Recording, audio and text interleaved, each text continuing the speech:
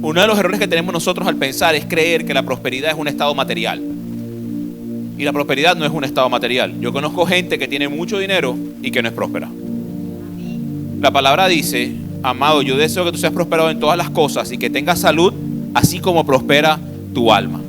Entonces, para hablar de prosperidad, hay una pregunta que tenemos que hacernos. Tiene una pregunta que tienes al lado, dile: ¿cómo está tu alma? Tiene mucho que ver eso con lo que realmente está pasando en nosotros, porque a veces creemos que se trata de dinero y no se trata así. Dos palabras que hay en este verso. Dice: deseo que tengas y que tengas salud, así como prospera tu alma. La palabra salud es higienió, que viene de la palabra, es la raíz de la palabra higiene o hygiene en inglés, que es propiamente estar en un buen estado de funcionamiento. Por tanto, saludable, en una buena condición, dice en equilibrio. En equilibrio. Dice estar bien en el cuerpo, pero también en la doctrina, figuradamente hablando. Es decir, cuando él dice: amado, yo deseo que tú seas prosperado en todas las cosas y que tengas salud, así como prospera tu alma. Salud habla de tener equilibrio, de estar completos, de estar en buen funcionamiento. Cuando dice prosperado, viene de eudó, en el griego. Prosperado, así como prospera tu alma, dice que quiere decir tener un viaje próspero, un buen viaje, una determinada ruta. Me encanta esta definición. Dice: estar en el camino correcto, es decir, aquel que conduce al verdadero éxito. Verdadero éxito. Estar en el camino correcto. Desafortunadamente, hablar de prosperidad es un término que, por los abusos que se ha hecho históricamente en la iglesia, en algunas congregaciones, se ha asociado al evangelio de la prosperidad y es a tener que dar plata para poder comprarle al favor de Dios a alguien. Número uno, yo aquí no le voy a pedir plata hoy, así que puede descansar tranquilo, saque la mano del bolsillo, tranquilo, no tiene que amarrar sus billetes. Pero número dos, tiene que entender que la prosperidad en Dios tiene mucho que ver, mucho más que ver con lo que hacemos y donde estamos que con lo que tenemos.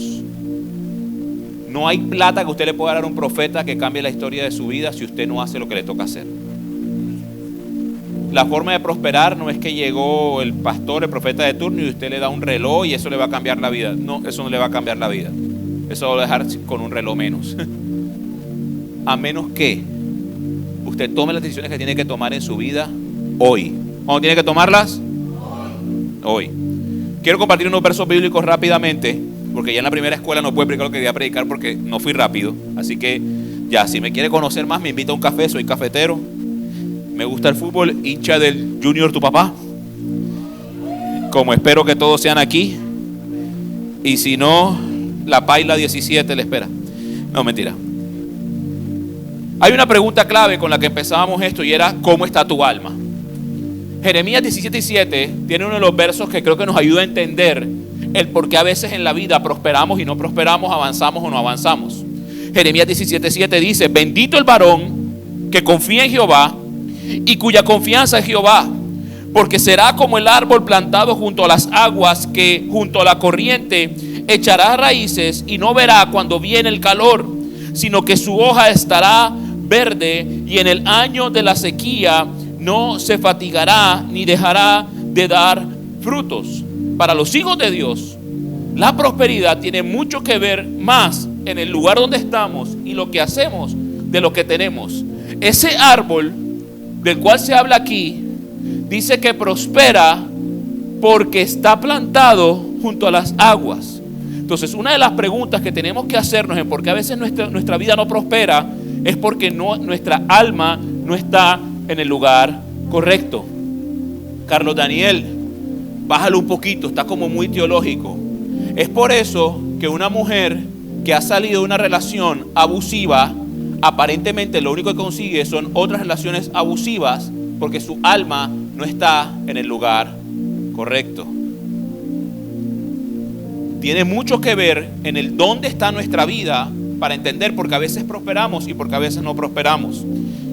Y quiero recuperar uno de los valores de aquí hay abuelos en este lugar. Levanten la mano los abuelos. Quiero recuperar los valores de la generación de los abuelos, y es del esfuerzo, del esforzarse por las cosas en la vida, de tener que tener tenacidad. A veces somos presas de ser parte de una generación express, en las que no nos tocó esperar para nada, en las que ahora quiero unas crispetas y simplemente 30 segundos, ahora con Rapiturbo, peor, no es publicidad, pero en 10 minutos tengo lo que quiero. Pero hay cosas en la vida, él que está al lado, que toman tiempo.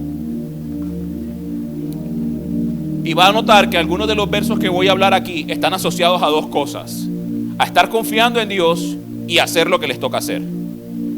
Génesis 39:3, cuando hablaba de José, y dice: y vio su amo que Jehová estaba con él, y todo lo que él hacía, Jehová lo hacía prosperar en su mano. ¿Qué hacía prosperar Jehová? ¿Qué hacía prosperar Jehová? Lo que él, ¿qué?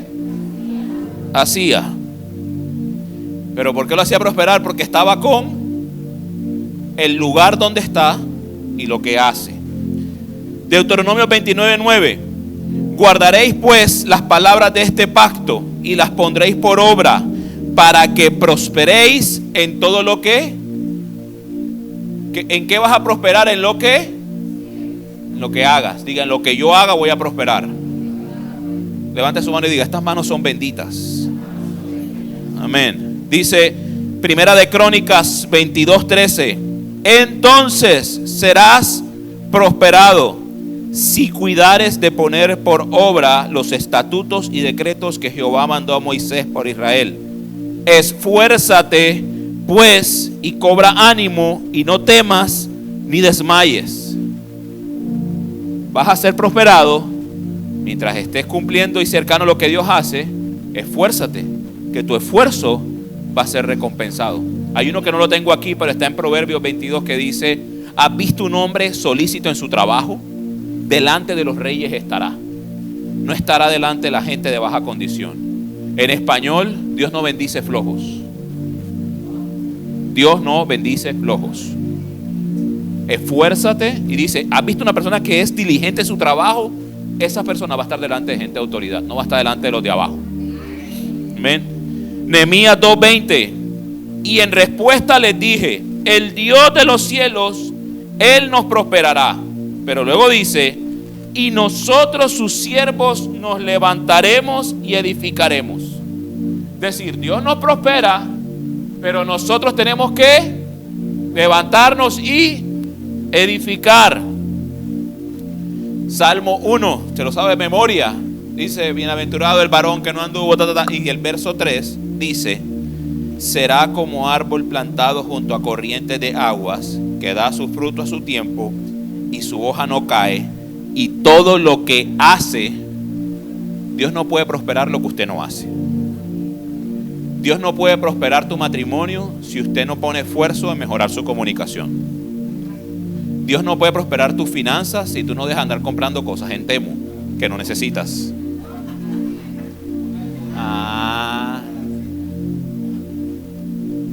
Novios, Dios no puede prosperar el presupuesto para su matrimonio si usted sigue comiendo perro caliente todos los fines de semana.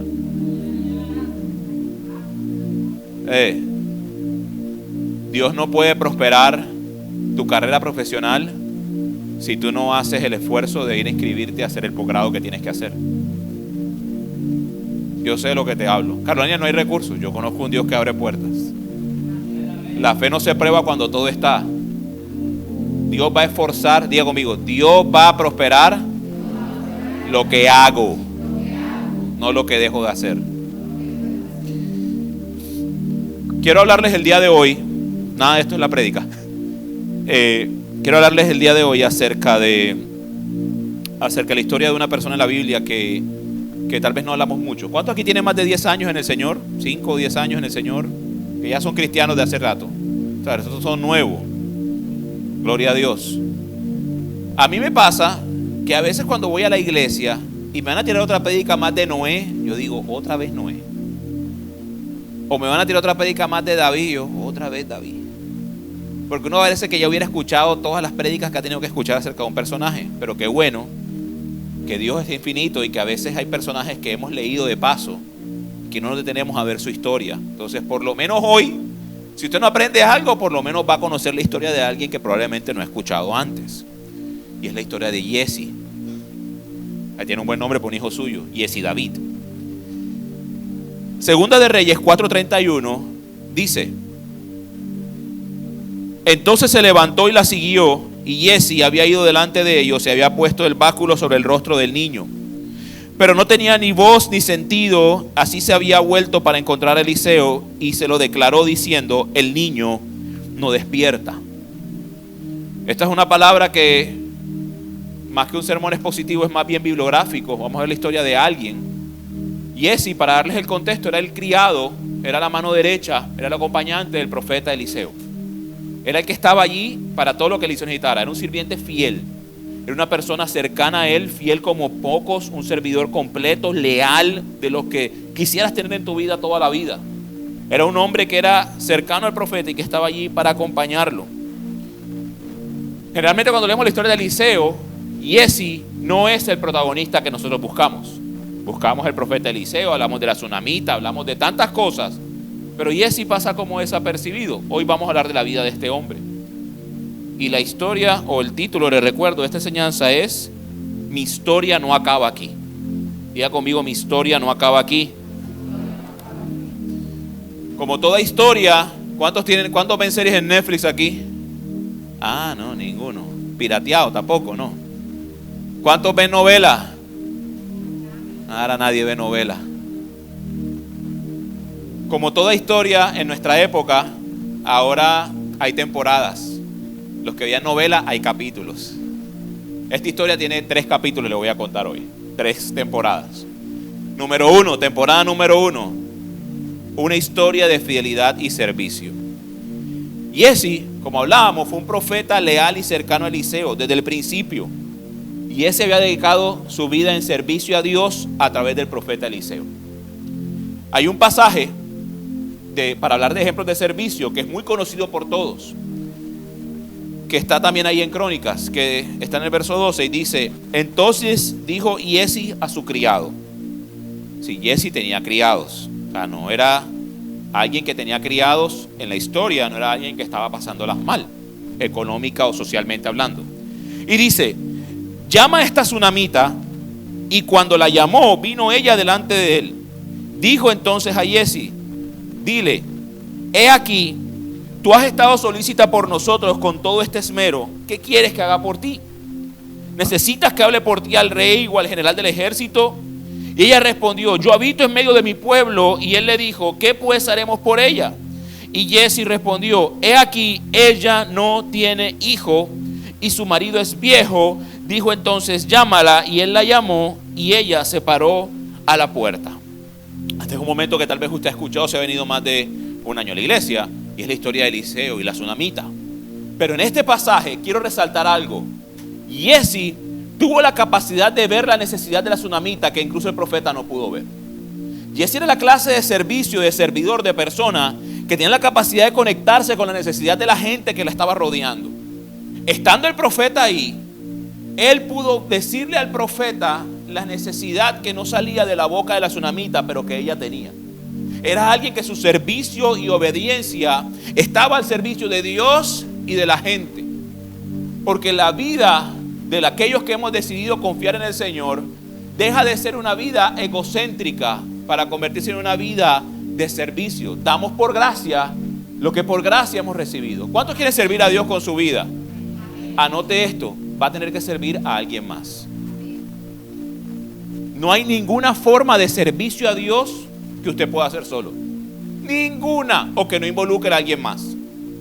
Carlos Daniel, yo soy parte del ministerio de intercesión. ¿Y por quién oras? Por gente. Carlos Daniel, yo decidí servir a Dios colocando sillas en la iglesia. ¿Y quién se sienta en las sillas? Gente, personas. Y él sí estaba conectado con la necesidad de la gente que le rodeaba.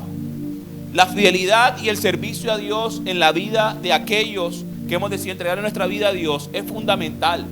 Empezamos hablando esta enseñanza acerca de cuán importante es estar en el lugar correcto y hacer las cosas correctas. Y él se había dedicado su vida en servicio a Dios a través del profeta, y estar cerca de él, podía ejercer lo que Dios le había dado. podía ejercer lo que Dios había colocado en él. Entonces la primera temporada es una historia de servicio y de fidelidad. Aquí hay un mensaje para todos los que hacen parte de esta iglesia, y es estar conectados con la necesidad de la gente allá afuera va a hacer que nuestro impacto sea mucho mayor.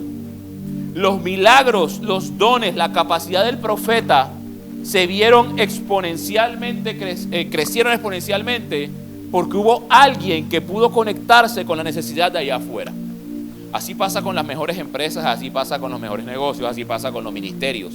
Aquel que está dispuesto a hacer una respuesta a la necesidad de alguien va a avanzar en la vida, va a prosperar. Fue lo que pasó aquí. Ese milagro de la tsunamita no se hubiera dado si alguien como Jesse no ve que aquí hay una necesidad puntual. Hasta ahora todo bien, ¿verdad? Todo bonito. ¿Estamos bien? Temporada número 2, capítulo número 2. Diga conmigo, la caída. La caída. Hay una historia de Eliseo también que usted tal vez ha escuchado, y ha escuchado la sanidad de Naamán, el sirio. ¿Se acuerda?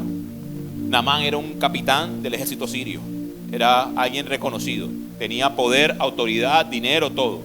Pero tenía lepra, era leproso. Y resulta que Naamán, estando en su tierra, estando en lo suyo, una criada que tenía allí le dijo: mira, ¿por qué no le dice a mi siervo, a Naamán, que vaya a buscar al profeta? Que vaya y lo busque y que ore por él, que él puede quitarle la lepra. Naamán se levanta con todo su dinero, con todo lo que tiene, va con carro, va con dinero, va con joyas, va con todo donde el profeta ni lo atiende, el profeta ni sale, sino que le dice: mira, dile que se sumerge en el río tantas veces que cuando salga va a estar sano. Naamán, casi que medio golpeado en su orgullo, no quería hacerlo, hizo caso, fue sano. Y cuando se iba, entonces quiso darle de presente al profeta joya, dinero, todo lo que trajo para presente. Y qué bueno que Eliseo no es como muchos de nuestra época, que le dijo: no, ¿sabes qué? Soy profeta, pero yo no quiero nada de lo tuyo. Yo no necesito tu dinero. Yo estoy aquí por una asignación de Dios. ¿Hay gente aquí que le sirve a Dios, que quiere servirle a Dios en su vida? Yo le pido al Señor que levante una generación de ministros, que podamos redimir el nombre de los ministerios y podamos decirle a la gente: ¿sabes qué? Yo no necesito dinero. Yo no necesito tu dinero. Ojalá que podamos pagar para ir a servir, porque el que está arriba paga mejor. Gloria a Dios el día que te inviten a un lugar y no te den ofrenda. Gloria a Dios. El cielo te debe y el cielo paga más. Qué bueno que pueda ser un día en que hay que hacer algo. Es más, voy a soltar algo aquí. Oro para que el Señor bendiga tanto a los ministros de esta casa. Hablo específicamente a los servidores de esta casa. Que el día que la pastora diga: quiero hacer un congreso, pastor, no te preocupes, yo pongo los tiquetes. No me cuesta nada. Pastor, no te preocupes, yo pongo el hotel. No hay que desesperarnos. Y que donde usted vaya, usted pueda ir, y al contrario, va y llega con bendición. Llegue con libros, llegue con cosas, llegue con obsequios. Eliseo le dijo a Naamán: yo no necesito tu dinero, vete con él. En ese contexto pasa este pasaje que vamos a leer. Versículo 20 dice: entonces Jesse, criado de Eliseo, el varón de Dios, dijo entre sí: he aquí, mi señor estorbó a este sirio Naamán. No ha tomado de su mano las cosas que había traído. Vive Jehová, que correré tras él y tomaré de él cosa alguna. Y siguió Jesse a Naamán, y cuando vio a Naamán que estaba corriendo tras él, se bajó del carro para recibirle y le dijo: ¿va todo bien? Y él dijo: bien. Mi señor me envía a decirte: he aquí, vinieron a mí en esta hora del monte de Efraín 2 jóvenes hijos de los profetas. Te ruego que les des 1 talento de plata y 2 vestidos nuevos. Y dijo Naamán: te ruego que tomes 2 talentos. Y él insistió y ató 2 talentos de plata en 2 bolsas y 2 vestidos nuevos, y los puso todo a cuestas a 2 de sus criados para que lo llevasen delante de él. Así que llegó a un lugar secreto. Diga conmigo: secreto. Y él lo tomó de mano de ellos y lo guardó en la casa.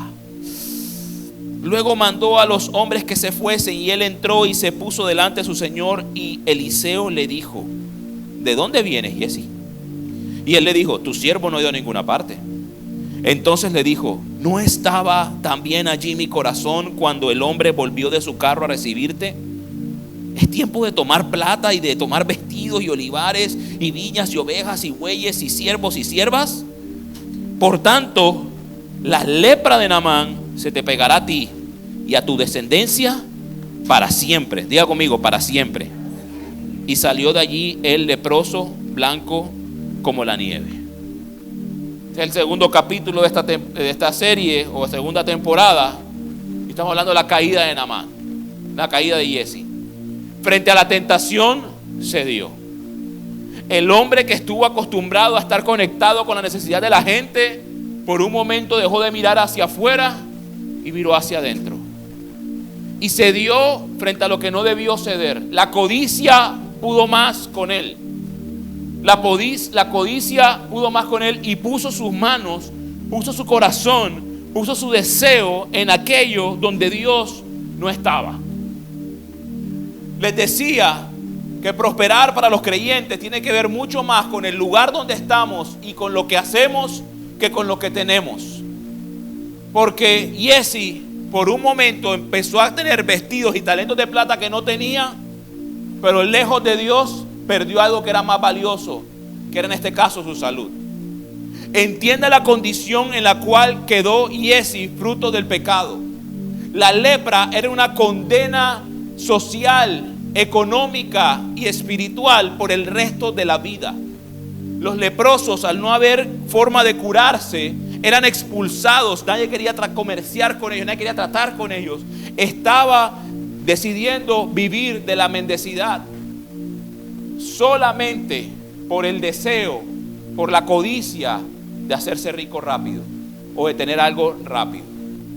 Aquí te habla alguien que tuvo una muy mala relación con el dinero durante una época en su vida. Yo soy un ex ludópata. Soy una persona que fui adicta a los juegos de azar, adicta a entrar a casinos, a jugar maquinitas desde muchacho, todo.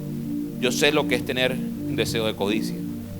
Y sé lo que es que esa plata rápido, fácil llega, fácil se va. Y te da una mala percepción acerca del dinero. Porque te vuelves mal administrador. Porque te vuelves alguien adicto, que no tienes control de ti mismo. Y que salir de ese hoyo es difícil. Desafortunadamente los tiempos no están mejorando con respecto a eso, porque en mi caso, hasta cuando ibas a entrar a una tienda que tenía como máquina, se veía como medio mal visto y tú tenías como un caso de estigma social. Pero ahora en el celular puedes montar apuestas deportivas y vemos que a nuestros jóvenes en los barrios se les está llenando la cabeza de ideas que con un par de clics y unas apuestas en Parlay su vida va a cambiar. No. O en Betplay o en cualquiera de otros pozos estos de amarrarse, creyendo que la confianza en las casas de apuestas va a cambiar la vida. No la va a cambiar, la va a empeorar.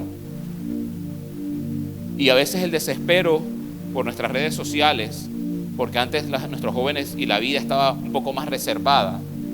Alguien te monta 2 o 3 historias que está montado en un avión y realmente es la tapa de la lavadora que la abrió para que creyeran que hay una ventana de fondo y tú crees, ay, yo me voy a quedar atrás. Hay un proverbio que dice, desiste de hacerte rico. No que la riqueza sea mala. Desiste del afán de hacerte rico. Primeramente buscar el reino de Dios y justicia y las demás cosas serán añadidas. Deja de correr por lo que debería perseguirte. Deja de correr por lo que debería seguirte. Deja de correr por lo que debería seguirte. Eso está bueno. Otro día lo leo con más calma. La codicia y la desobediencia pueden llevarnos a lugares oscuros, destructivos. Este pasaje nos advierte sobre los peligros de apartarnos del camino de Dios. Estamos dejando que el deseo por las riquezas o por el reconocimiento nos aleje de la voluntad de Dios. Recordemos que todas nuestras acciones tienen consecuencias. Y algo que se nos olvida muchas veces, eso pasa mucho en la mente de un adicto. Un adicto cree que lo que hace solamente tiene que ver con su vida. Y dice, a mí no me importa, esto tiene que ver conmigo. Yo veré cómo hago, yo veré cómo resuelvo. Pero la palabra dice que no podemos ser engañados. Todo lo que el hombre sembrare, eso cosechará.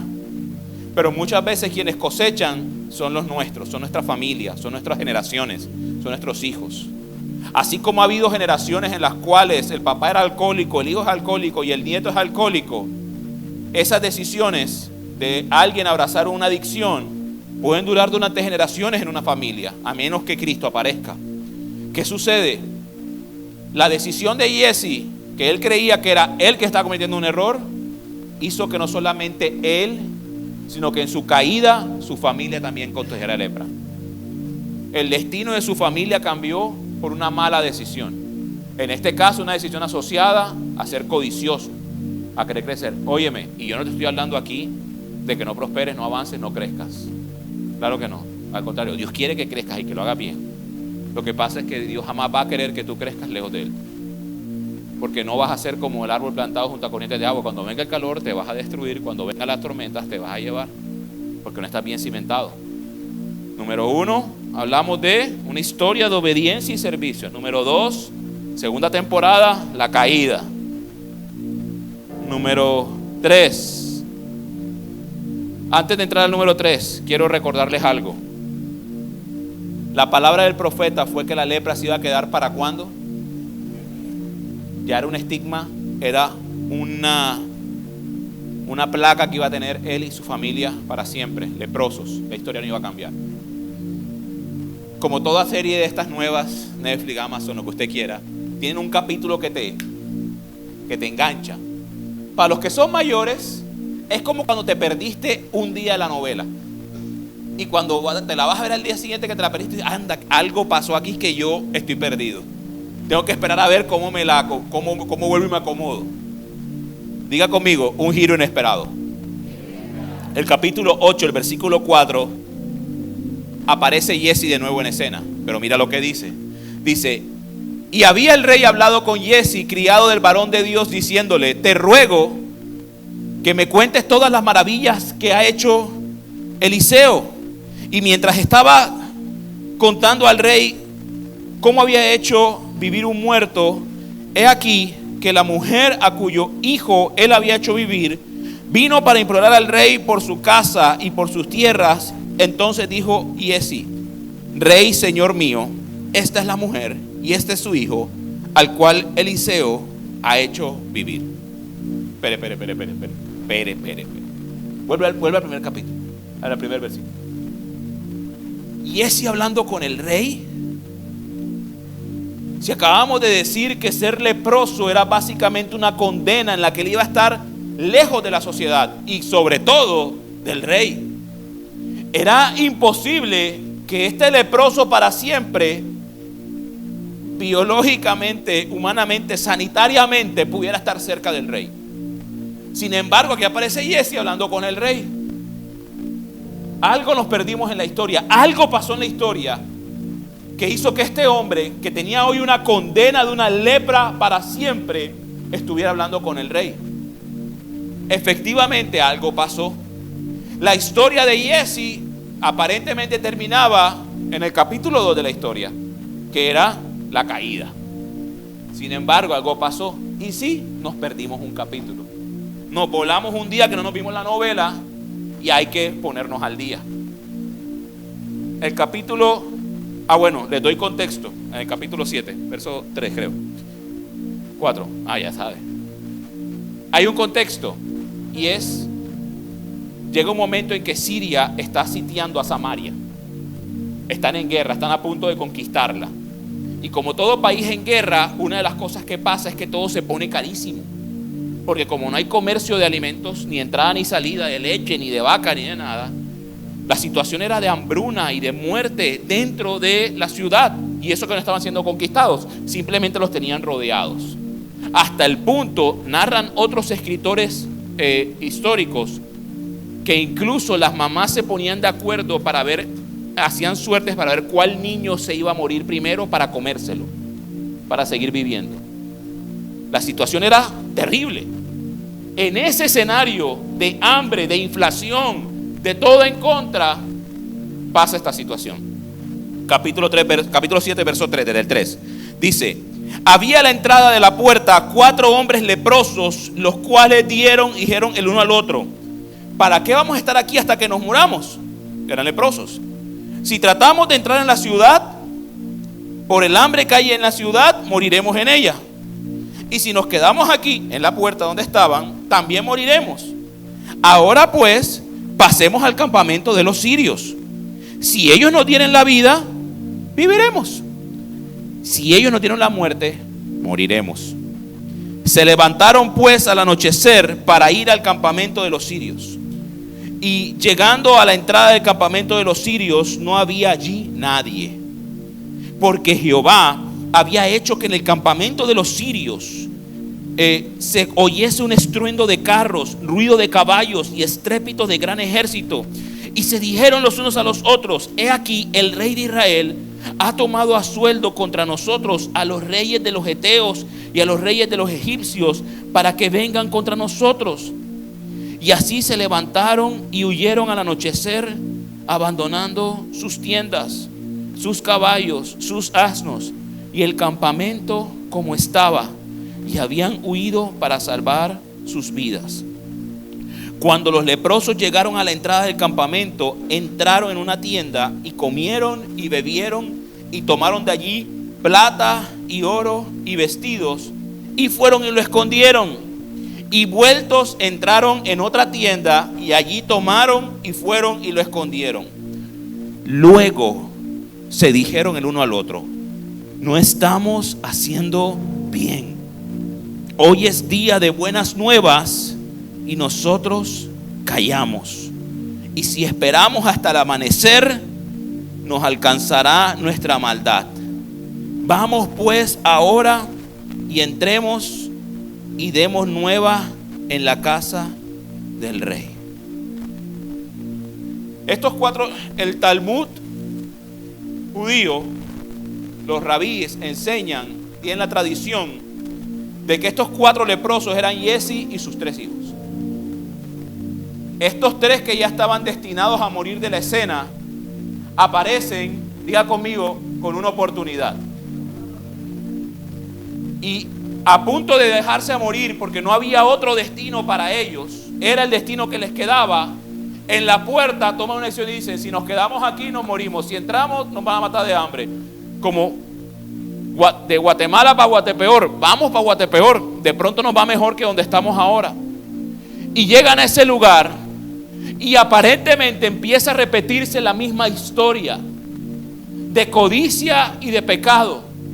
Porque entonces llegan y empiezan a comer y empiezan a llenarse y empiezan a tomar los vestidos y las cosas, pero vuelven en sí.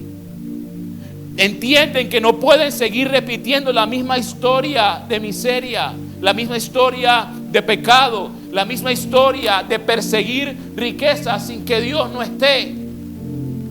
Porque ya habían entendido que habían perdido lo más valioso, y era su vida, era su cercanía a Dios, al profeta, al servir a su propósito. Lo habían perdido todo. Y dice que ellos vuelven en sí y dicen: no estamos haciendo bien. Recuerde que Dios va a prosperar lo que usted haga. Y ellos dicen: lo que estamos haciendo no está bien.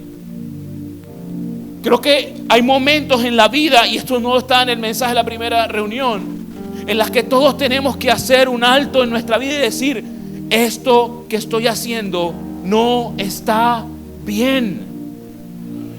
Tal vez la forma como manejas tu vida no está bien. Como tratas a tu esposa no está bien. Como manejas tus emociones no está bien. Tal vez en el mes de septiembre, que todo es amor y amistad, no sabes estar solo o sola, y preciso aparece el hola perdido, hola perdida, rato sin verte, y no vienen a venderte postres, no.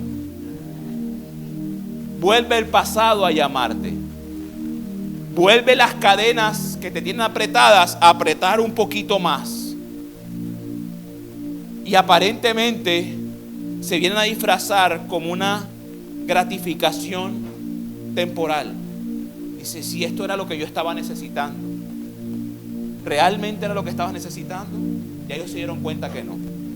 Y dijeron: esto que estamos haciendo no está bien. Hoy es un día de buenas nuevas y nos estamos callando. Algo importante era que Giesi ya había estado delante del rey en otra ocasión, antes de su caída. El lugar más lejano en la nueva condición de Jesse era volver a entrar al palacio del rey. Era imposible que eso pasara. Ya él no podía pensar en su vida algún día volver a entrar cerca del palacio del rey. Sin embargo, la historia nos dice que él volvió allá. ¿Qué pasó en la historia? Esto pasó en la historia. A Jesse se le apareció una oportunidad de nuevo, de cambiar la forma como estaba conduciendo su vida, de redimir el pecado que hasta ahí lo tenía marcado, la de él y la de sus generaciones. Muchas veces nosotros se nos olvida que esto es el evangelio, que éramos leprosos, que estábamos muertos y Cristo aparece con una oportunidad de cambiarnos la historia. Tal vez hay gente aquí que hoy está cargando, no con una lepra, pero sí con otra clase de cartel que dice que ese es tu destino. Y no por hacer quedar mal a Eliseo, pero ¿cuál fue la palabra que dio el profeta sobre Naamán, sobre Jesse? Dijo que la lepra se le iba a pegar ¿cuándo? Hasta, dile que está al lado, siempre no es siempre. Los que se acercan a Dios siempre tienen una oportunidad de redención. Pero empezamos esta enseñanza hablando de que Dios va a prosperar lo que hago. ¿Qué estás haciendo que Dios no puede prosperar? ¿Qué estás haciendo con tus manos? ¿Qué estás tocando con tus manos que Dios no puede bendecir? Mamá, Dios no puede bendecirte si estás vacilando con el hombre de alguien más. Hombre que estás aquí, Dios no puede bendecirte económicamente si lo que quieres es comprar el carro para humillar a la suegra, que dijo que tú nunca ibas a salir adelante. ¿Cómo Dios va a bendecir un corazón rencoroso? Estás rencoroso con poder, te vuelves un tirano. Dios siempre va a asegurarse que el corazón está en el lugar correcto, porque te ama. Benditos los no de Dios, que nos alejaron de caer en lugares peores. Yo sacando cuentas más o menos de cuánto tiempo me tocó cargar mi lepra, de haber sido un adicto a los juegos de azar y de tener una muy mala relación con el dinero. Yo recuerdo que eso incluso de niño era como algo que Satanás de una u otra forma quería atacar en mi vida. Yo me acuerdo que sin necesidad, yo hasta le robaba cosas a mi tía, a mi suegro, a todo el mundo. Yo era una rata, yo era una porquería. No solamente se trasladó después, porque yo creía que era un tema de una adicción simplemente, de juegos de azar. No solamente se trasladó a que después yo tenía, ya no había salido de los juegos de azar, sino que tenía una muy mala relación con el dinero, con la forma como en la que yo gestionaba mis finanzas y como yo manejaba mi vida. Para dar una idea, ¿alguien aquí sabe de puntajes de datacrédito? Sí. Yo llegué a tener puntaje de menos de 200. O sea, yo era poco mejor que un fletero. O sea, a mí de cosas no me metían preso cuando me consultaban. Porque intenté tapar hueco con hueco, mal manejo de mis finanzas, porque no tenía control, no tenía dominio propio, no sabía manejarme. Y cuando ya empecé a intentar organizar y decirle al Señor, esto que estoy haciendo, no lo estoy haciendo bien. Porque Dios aparentemente me bendecía y todo se iba como se desaparecía. Y yo, Señor, pero si ya yo estoy predicando, ya yo estoy sirviéndote, y yo ¿por qué estoy en estas? Era porque Dios tenía que asegurarse que mi corazón está en el lugar correcto. Entonces me tocó, ahorita en el primer servicio, alguien que se me acercó aquí, que hablé con él ahorita al final del servicio, me dijo, pastor, yo me conecto tanto con lo que usted dice, porque yo prestaba plata como loco. Yo tenía antes 50 contactos bloqueados, de toda la gente que le debía. Hay una persona que me le perdí durante 3 años debiéndole plata. Pero a mí el Señor me habló, y yo empecé a poner mi casa en orden. Ya hoy de 50 nada más tengo 16 bloqueados, porque lo desbloqueo, le digo, le pido perdón. Dios entró en mi vida y quiero pagarte, ayúdame a poder pagarte, y está cumpliendo sus deudas. Y él dice, estoy viendo cómo Dios me está bendiciendo progresivamente y siento que no estoy creciendo, me dijo. Yo le dije, no, sí estás creciendo. Lo que pasa es que estás tapando los huecos que un día dejaste abiertos. Para que cuando Dios coloque algo encima de ti, no se hunda, no se caiga. Hay gente que cree que la única forma de crecer es que la gente vea. No. Los árboles de secoya, que son los árboles más grandes del mundo, llegan a medir 190 metros, 180 metros. Usted se para al lado de eso y mira para arriba y eso cree que usted no se ve. Un día tuve la oportunidad de ver un árbol de secoya caído. Las raíces eran gigantes hacia abajo. Porque nadie puede crecer hacia arriba si antes primero no crece hacia abajo. Entonces tocaba empezar a tomar decisiones en mi vida. Empecé a tomarlas y yo sentí que vivía como en un momento de no me alcanza para nada, me toca poner la casa en orden, salía de un trabajo, me dan una liquidación. Yo lo que hacía es que digo, bueno, si no me voy a poner en orden, voy a ir y pagar, voy a ir y hacer. Aquí está Javi, que esto no lo conté en la primera escuela. Javi trabajó conmigo en una empresa que no voy a decir su nombre para no hacer publicidad, pero él sabe que en ese momento duramos como 6-7 meses allí porque la empresa era un holding y terminó siendo vendida, se vendieron por partes. Entonces el departamento en el que estábamos se desintegró prácticamente, y después del jefe yo era la persona que tenía como que el mejor salario. Entonces claro, afuera. Salgo un 31 de enero con 5 meses de embarazo. Cuando todos los que están aquí saben que uno se embaraza, uno intenta tratar de estar lo más establemente posible, pero Dios es el que sabe qué va a pasar. Entonces yo salgo de ahí, y ese año en mi iglesia, año 2019, dijeron, año del año agradable. Mira, ese año sabía bien desagradable. Empezó bien mal. Y ¿sabes cómo uno termina el 31? Una palabra profética, el año agradable, viene nuestro hijo, la vamos a pasar súper bien. Y el año empezó bien desagradable. Por lo menos a mí no me gusta el jugo de zapote. Para mí era como un zapote caliente. Como una mazamorra, no me gusta la mazamorra. De resto como de todo. Y yo sentía ese sabor amargo. Llegó hasta el punto en que iban pasando 1 o 2 meses, los ahorros se estaban acabando. Para rematar, estábamos recién mudados en nuestro apartamento. Como me quedé sin trabajo, no había plata para las escrituras, mi papá me prestó para pagar las escrituras. En fin, la cosa se ponía cada vez más compleja. Mi esposa había terminado su doctorado y estaba esperando que llegara su título para poder subir su escalafón en su salario en la universidad. Y el bendito título no llegaba. Y resulta que ese diploma de ella lo tenía que firmar el rey de España. Y yo, ese miserable viejo, ¿por qué no firma eso? Y nada que llegaba. Entonces todo decía que teníamos que buscar una salida, y yo tratando de buscar, y la única puerta que se abrió era irme a Medellín. Pero imagínense mi situación, mi hijo a punto de nacer y yo tener que irme. Una de las cosas que yo dije, Dios, ¿por qué eres tan cruel? Eran mis palabras durante Dios, Dios, tú estás siendo cruel conmigo y con mi familia. Sin embargo, no entendíamos, hablamos con nuestros pastores y era una decisión, los que son hombres aquí, me entienden lo que voy a decir, era o quedarme para que estuviéramos todos aquí o irme, pero asegurarnos que estuviéramos bien. Tocó irme.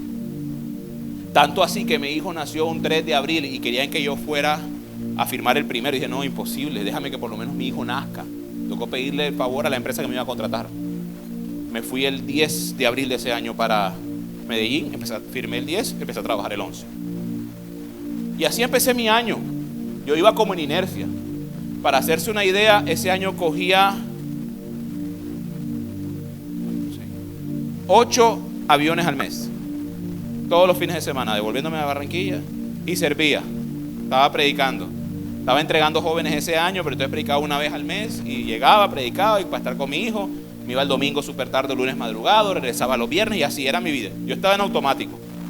Me empezó a ir bien, a trabajar bien, a crecer en mi trabajo. Y digamos que todo estaba ahí, pero yo todavía sentía esa sensación de yo, ¿qué estoy haciendo aquí? De hecho, un hijo de acá, el pastor Joel, un día me escribió molestándome. Me dijo, ven acá, estás montando iglesia en Medellín tú, porque otro pastor se había ido. Yo, ¿qué iglesia ni qué nada? Y le conté lo que estaba viviendo. Fue la persona que Dios puso. Fue en junio de ese año, no se me olvida. Y él me hizo una pregunta, como esas preguntas que le hace Eliseo a Jesse, como esas preguntas que Dios nos hace para que nosotros pensemos. Y me dijo, ¿y sobre qué palabra estás caminando? O sea, ¿qué te dijo Dios de este tiempo? Y yo dije, la verdad no sé. Me dijo, bueno, yo creo que ahí está la respuesta. Entonces, bueno, me puse a orar y empecé a ver la situación de una forma distinta. Dejé de ver a Dios como el Dios cruel y decirle, Señor, tú algo estás haciendo aquí. En 2019, el mismo año, en septiembre me llama una empresa que estaba europea, base en Medellín. Me dice, queremos hablar contigo, una oferta, y empezamos a hablar, tal, cambio de trabajo. En términos financieros, para decirles lo que pasó, fue que yo salí con un salario el 31 de enero de ese año. Desde ese día dejamos de ser compañeros de trabajo con Javi. El 31 de diciembre de ese año yo estaba recibiendo 4 veces el salario que tenía el 31 de enero. Mi año se sintió desagradable, pero terminó siendo agradable. Hasta el punto que yo entiendo lo duro que fue los años de pandemia, sobre todo 2020 para mucha gente falleció, mucha gente pasó muchas muy tristes, pero para mí fue un año fantástico. Porque nosotros diciéndole al Señor que queríamos pasar tiempo juntos. Y dijo el Señor como que, ¿quieres pasar tiempo juntos? 24/7 no podían salir de la sala al cuarto y del cuarto a la sala nos veíamos la cara todo el tiempo. Lo que te quiero decir es que yo entendí que hubo un momento en que todo se rompió. Que durante los años anteriores a esos, ya yo no era que estaba en pecado, ya no era que yo andaba en juegos ni nada de eso. Pero Dios estuvo asegurando de tenerme con lo suficiente, con lo mínimo, para asegurarse de dónde estaba mi corazón.